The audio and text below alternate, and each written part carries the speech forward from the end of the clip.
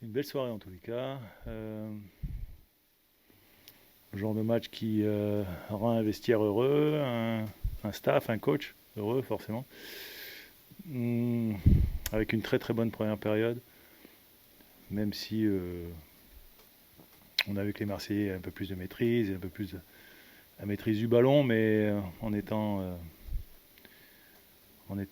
pas du tout inquiétant. En tous les cas, on ne concernait pas grand-chose et à chaque fois qu'on récupérait le ballon, au contraire, on était capable de créer des choses, de créer des situations. Et bon, il y a eu les deux buts, mais au-delà des deux buts, je pense qu'en première période, on aurait pu sincèrement clôturer le match. C'est le seul regret qu'on peut avoir parce qu'autrement, c'est vrai qu'il y a beaucoup de satisfaction.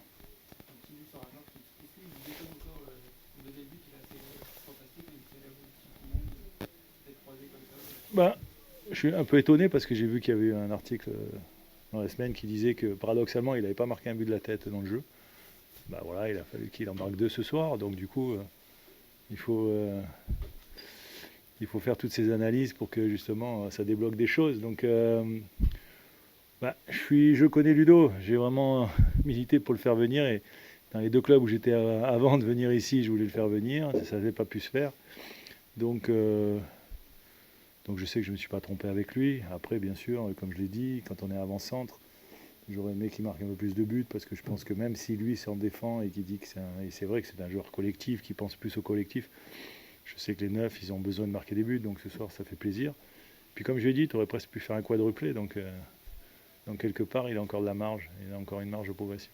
Et ça vous avez senti un peu frustré ces dernières semaines de pas marquer ou pas? Non, pas frustré, mais c'est vrai que quand on est entraîneur, on a envie que ses joueurs soient complètement épanouis et heureux. Je pense qu'il l'était, mais je pense que ce soir, avec un doublé, quand tu gagnes 2-0, c'est forcément la soirée parfaite pour un avant-centre.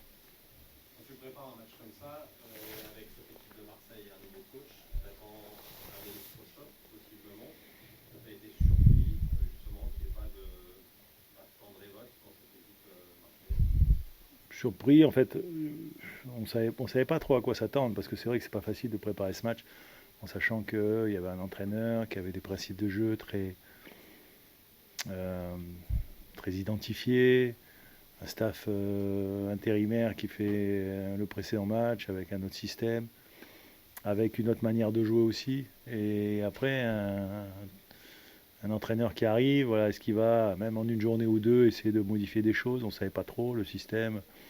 Donc c'est pour ça qu'on s'est beaucoup concentré sur nous déjà. Après, on avait imaginé des choses et c'est vrai qu'on ne s'est pas trompé sur le système qu'ils ont mis en place. Il y a eu deux changements par rapport à leur dernier match de joueurs. Mais après, globalement, c'est des choses sur lesquelles on avait travaillé. Et moi, ce qui m'a plu surtout, c'est le contenu que mon équipe et notamment l'état d'esprit que l'équipe a montré sur ce match, quoi. Donc ouais, il y a des joueurs en plus qui ont été très très bons dans ce match-là. Alors on a parlé de Ludo, mais on peut parler aussi de nos défenseurs qui ont été dans le rapport de force et dans les duels, notamment Daouda Guindo avec Greenwood, mais aussi Kenny Lala avec Pacquiao, enfin, défenseurs centraux qui après en deuxième période se retrouvent avec deux véritables attaquants, avec Aubameyang et Gouiri, qui ont bien géré la situation. Donc globalement, il y a beaucoup de satisfaction, comme je dis, et que c'est un travail collectif aujourd'hui qui a permis de remporter ces 3 points. Tu disais justement qu'il ne fallait pas se focaliser sur Marseille qui était dans le fou et voir un match plein. Est-ce que ce soir c'était un match plein, un match un peu référence pour la fin de saison? Ouais, ouais, je pense. Battre l'OM, ça reste, c'est jamais anecdotique, surtout pour un club comme nous. On ne va pas comparer nos moyens, nos budgets. Voilà. Maintenant, c'est vrai que. Et puis jouer contre l'OM, ça reste jamais un match. C'est toujours un match particulier. Donc voilà. Après, j'ai trouvé quand même qu'ils avaient. C'est toujours pareil, de la maîtrise. Euh, mais on a eu aussi et la chance et puis le talent aussi d'ouvrir le score en premier, de corser l'addition, qui nous a aussi facilité le match parce qu'ils devaient après forcément plus se découvrir, un peu essayer de forcer l'addition. Ils ont beaucoup centré, mais on était solide à l'intérieur du jeu. On sait que c'est des équipes qui reviennent souvent à l'intérieur et là, nos milieux de terrain aussi ont fait la part du travail, que ce soit Camo, mais aussi notre double pivot avec Hugo et Joris. Donc voilà, ce soir, globalement, ça a été un match maîtrisé.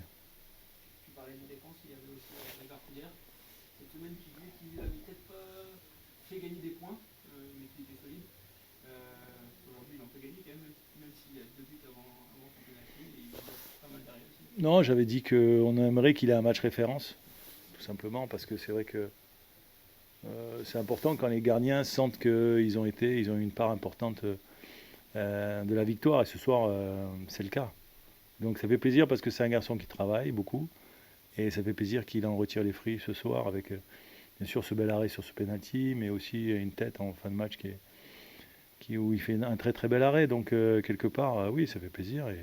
Et on a besoin d'avoir un gardien en confiance parce que c'est comme ça, quand tu sens un dernier défenseur comme ça qui est solide et qui fait le taf, bah, c'est plus facile pour les défenseurs devant lui, quoi. Aujourd'hui, vous recollez avec les phases de vent. Le maintien semble acquis vraiment en bonne voie. Il y a des adversaires justement de la Côte d'Azur qui arrivent. Est-ce que souvent ça donne des idées de plus ou on reste vraiment focus sur ces 4 points? Ou alors au contraire, tu parlais en tout cas d'une envie dans l'entraide. Est-ce que ça justement ça met de l'ambition? Ouais, c'est vrai. Bon, j'avais un peu parlé de ça, c'est-à-dire la possibilité avant la prochaine trêve internationale d'avoir déjà atteint ce premier objectif qui était l'objectif du maintien pour nous. Notre principal objectif de la saison. Et après, si jamais on doit l'obtenir plus rapidement que prévu, qu'il y a encore quelques matchs à jouer, que devant on n'est pas si loin, on essaiera de rehausser nos ambitions et nos objectifs. Mais pour l'instant, on reste toujours focus sur ces 34-35 points. Bonsoir Alex. Bonsoir. Avant vous, Habib Beye a insisté sur la dimension physique de son équipe qui avait du mal à avoir. La dimension physique de son physique. équipe, voilà, du mal à tenir la cadence ou à chercher la verticalité. Au regard des stats cette saison, on est souvent derrière son adversaire en termes de kilomètres parcourus. Est-ce que c'est quelque chose que vous avez noté sur un manque d'impact de cette équipe est-ce que c'est quelque chose de notable de cette équipe sur lequel vous avez insisté? Nous, c'est malheureux à dire, mais je pense que sur les 23 journées qu'on a jouées, si on a été une fois au-dessus ou 2 fois au-dessus de nos adversaires, c'est pas aujourd'hui une marque de fabrique chez nous. Donc je sais pas, on verra. Mais je suis pas sûr qu'on ait couru plus que ce soir, je sais pas, on verra. En même temps, on a eu moins le ballon, donc c'est possible aussi, parce que c'est des données qui sont toujours un petit peu qui peuvent toujours être un petit peu faussées, parce que ça dépend le match, ça dépend la configuration du match, le scénario également. Moi, j'attends plus d'importance au fait de pouvoir avoir les distances à haute intensité, parce que c'est souvent ça qui fait la différence. Et c'est vrai qu'à ce niveau-là, on est aussi souvent en déficit, et qu'on a perdu des joueurs qui nous amenaient ça l'année dernière. Donc on essaie de s'améliorer à ce niveau-là, nous, personnellement, et on essaye après